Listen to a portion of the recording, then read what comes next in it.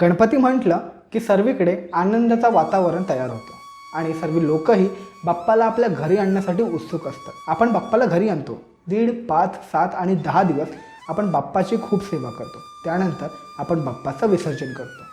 पण तुमच्या मनात कधी हा प्रश्न आला आहे की आपण बाप्पाचं विसर्जन का करतो? आय होप की तुमच्याही मनात हा प्रश्न आला असेल। तर आजच्या या कथेमध्ये आपण हेच जाणून घेणार आहोत की बाप्पाचं आपण विसर्जन का करतो। तर नमस्कार मित्रांनो, मी सम्यक तांबे, ऑल इन मराठीच्या कथा गौरी सुताची ह्या सिरीजमध्ये मी तुमच्या सर्वांचं स्वागत करतो। तर आजची आहे आपली शेवटची कथा, म्हणजे 10व्या दिवसाची 10वी कथा। तर चला सुरू करूया। महर्षी व्यास यांनी महाभारत ग्रंथाचे रचना करण्याचा विचार केला, पण हे काम त्यांच्या एकट्याने होणार नव्हते। त्यामुळे त्यांनी भगवान श्री गणेशाची आराधना केली आणि त्यांना प्रार्थना केली की या ग्रंथामध्ये त्यांनी त्यांची मदत करावी।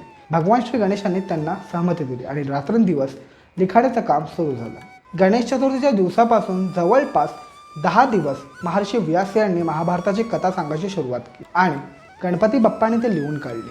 महर्षी व्यास यांनी भाद्रपद शुक्ल चतुर्थीच्या दिवशी गणपतीची पूजा आणि लिखाणाचं काम सुरू आणि हे काम आनंद चतुर्थीच्या दिवशी संपलं। पण महर्षी व्यास यांनी कथा संपल्यानंतर जेव्हा आपले डोळे उघडले तेव्हा त्यांनी पाहिलं की खूप जास्त मेहनत केल्याच्या नंतर गणेशांच्या अंगाचं तापमान खूप वाढलं आहे आणि त्यांच्या अंगावर माती आणि धुळी साठली होती। त्यामुळे गणपती बाप्पाच्या अंगाचं तापमान शांत करण्यासाठी महर्षी व्यास हे त्यांना सरोवरावर घेऊन गेले आणि त्याने ते स्नान घातलं।